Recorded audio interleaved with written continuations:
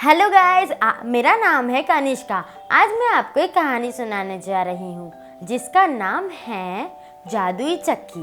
एक बार की बात है, दो भाई रहा करते थे। एक का नाम था रामू, एक का नाम था शामू। रामू बहुत लालची था, लेकिन शामू बहुत ईमानदार सा था। रामू जो था वो बहुत अमीर था, लेकिन शामू बिल्कुल गरीब था। रामू ने शामू का आधा हिस्सा जो उसके पापा की जायदाद थी वो भी हड़प रखी थी, इसीलिए उसके घर पे खाने के लाले पड़ रहे थे। वो तो राघव की ज़्यादा मदद भी नहीं करता था। सब जगह दिवाली का त्योहार आया, सभी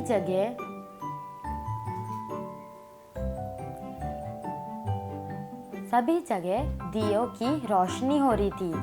घर घर में मीठा, नमकीन, नए कपड़े, खुशियों का माहौल था।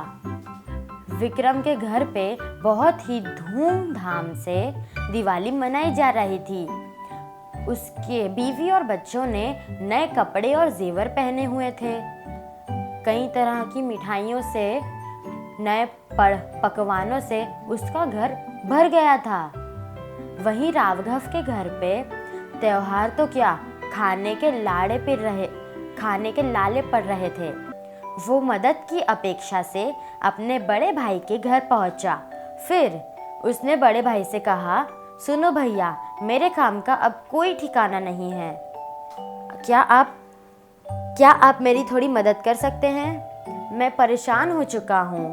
मैं हर रोज़ काम की तलाश में बाहर निकलता हूँ, लेकिन मुझे मायूसी के अलावा कुछ नहीं मिलता।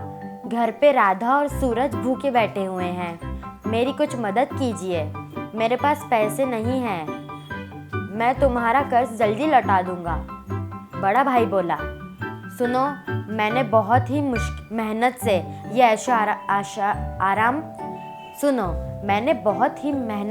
ऐशो आराम की जिंदगी कमाई है। तुम्हें भी कड़ी मेहनत करनी चाहिए। मैं तुम्हारी कोई मदद नहीं कर सकता। अब तुम यहाँ से जा सकते हो।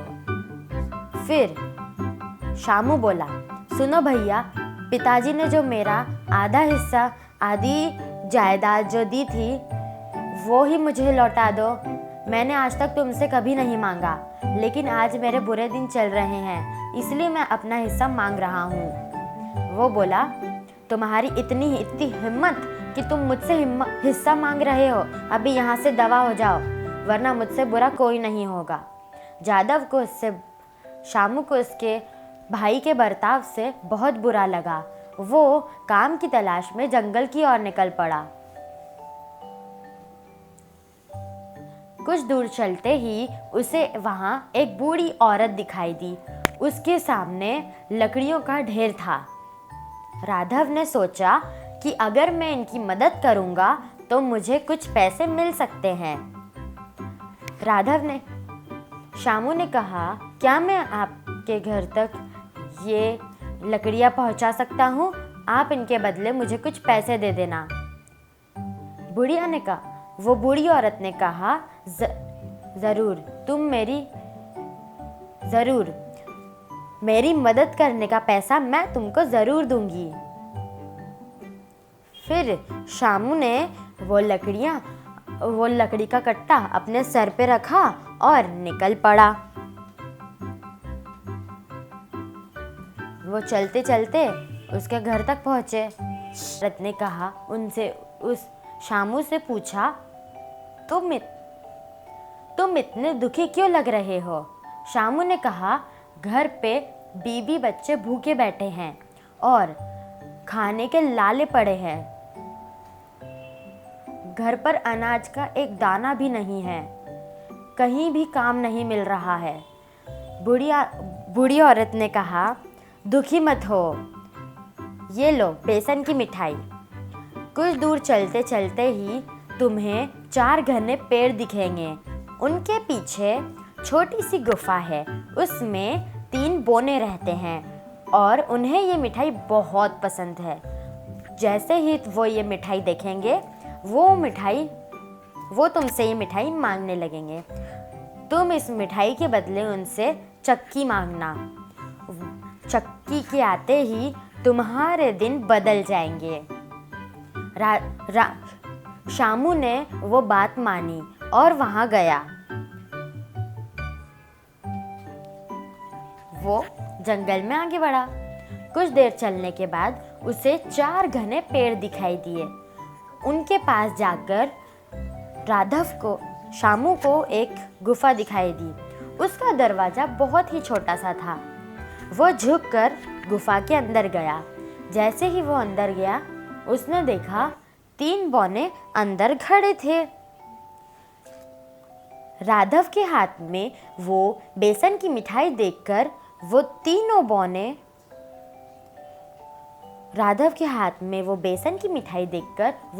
बौने बहुत खुश हुए। उनमें से एक बोला, हमें ये बेसन की मिठाई बहुत पसंद है। दूसरा बोला, क्या तुम हमें यह दे सकते हो? तीसरा बोला, हाँ, मैं ये खाना चाहता हूँ। फिर शामू ने उन्हें कहा, ठीक है, मैं ये मिठाई तुम्हें देने के लिए तैयार हूँ, लेकिन मुझे इसके बदले जादुई चक्की चाहिए। ठीक है, बोने ने कहा, ठीक है, हम तुम्हें ये चक्की दे देते हैं। फिर बोने ने उससे कहा, ये कोई साधारण चक्की नहीं है, ये जादुई चक्की है। तुम इससे जो मांगोगे वो तुम्हें मिल जाएगा। पर जैसे ही तुम्हारी इच्छा पूरी हो जाए, तुम्हें जितना चाहिए तुम्हें वो मिल जाए, उसके बाद तुम इसके ऊपर एक लाल रंग का कपड़ा डाल देना।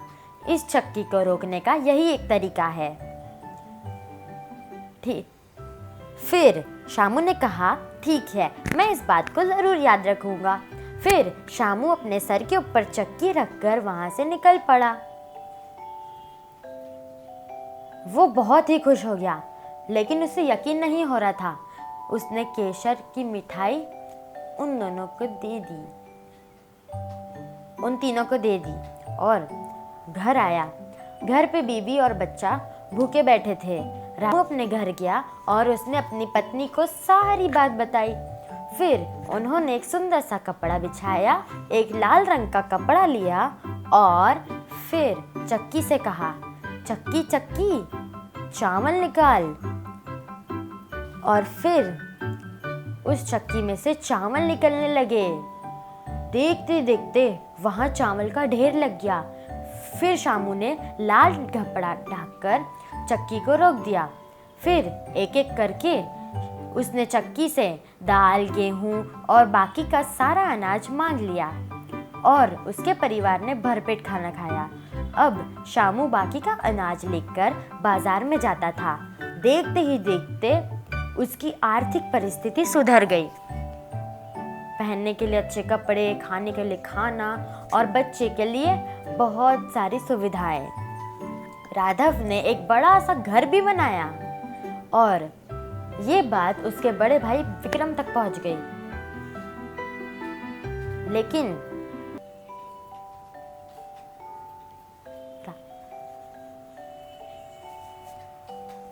यह जानकर उसे बहुत हैरानी हुई।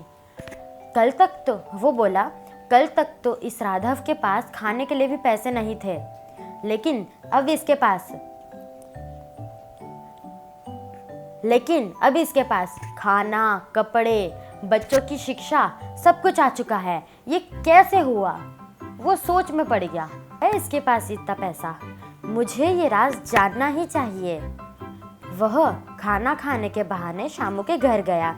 खाना खा के वापस ना जाते हुए वो खिड़की के बाहर छिप गया, वहां पर नजर रखने लगा। जैसे ही राघव ने चक्की से अनाज मांगा, चक्की ने अनाज देना शुरू कर दिया और राघव के मन में एक सुझाव आया कि मैं इस चक्की को चुरा लूंगा तो मेरे लिए बहुत अच्छा होगा। फिर जब सबकी नज़र नहीं थी, उसने चुपके से वो अनाज चुरा लिया और अपने घर ले गया। और फिर अपनी पत्नी से कहा, जल्दी से अपना सारा सामान बांध लो क्योंकि आज हम ये गांव छोड़ के जा रहे हैं। पत्नी ने पूछा, लेकिन बताइए हम जा कहाँ रहे हैं और क्यों? ये चक्की आप कहाँ से उठाए ले आए हैं? फिर उसने कहा, तुम्हारे सवालों का जवाब मैं बाद में दूंगा, पहले हमें निकलना है। फिर वह अपने बीवी और बच्चे के साथ वो गांव छोड़ के निकल पड़ा। दूर कहीं जाकर उसने गांव में बसने का सपना देखने लगा। उसने एक नाव खरीदी और अपने पत्नी और बच्चे के साथ नाव में बैठ गया। इतनी भारी चक्की साथ लेकर और गांव छोड़कर हम क्या करेंगे, ऐसा उसकी पत्नी ने कहा। फिर उसने कहा, ये कोई मामूली चक्की नहीं है, ये जादुई चक्की है। इसी की वजह से तो वो शामू इतना अमीर और इतना बड़ा मालिक बन चुका है और मैंने इस चक्की को उसके घर से चुरा लिया है। इससे हम बहुत पैसा कमाएंगे और आराम की ज़िंदगी जिएंगे। फिर उसने कहा, रुको। राघव ने कहा, रुको, मैं तुम्हें बताता हूँ कि ये चक्की किस तरह से काम करती है। राघव ने कहा, चक्की चक्की नमक निकाल। फिर चक्की ने नमक निकाला और चक्की में से नमक भरते भरते पूरी नाव निकल गई। विक्रम को तो पता ही नहीं था कि उसको कैसे रोकते हैं। विक्रम को तो पता ही नहीं था कि वो चक्की कैसे रुकेगी। फिर विक्रम ने सोचा कि क्या करूँ, सब इधर उधर देखने लग गए। फिर उसको पता ही नहीं था, उसके पास कोई लाल कपड़ा भी नहीं था। फिर नमक के वजन से वो चक्की डूबती गई और वो तीनों डूब गए। उन्हें अपनी जान गंवानी पड़ी। शामू मेहनती था, भले ही चक्की उसके पास नहीं थी, लेकिन आज तक चक्की ने जो भी दिया था, शामू ने अपनी मेहनत से उसे दुगना कर दिया था और खुशी से जीना लगा था। इस कहानी से हमें ये शिक्षा मिलती है कि हमें लालच नहीं करना चाहिए, वरना हमें भी राघव जैसे ये ही कमाना पड़ेगा, यही अंजाम मिलेगा। तो अगर आपको हमारी ये वीडियो अच्छी लगी हो तो इसे लाइक कीजिए, शेयर कीजिए और हमारे चैनल को सब्सक्राइब कीजिए। बाय।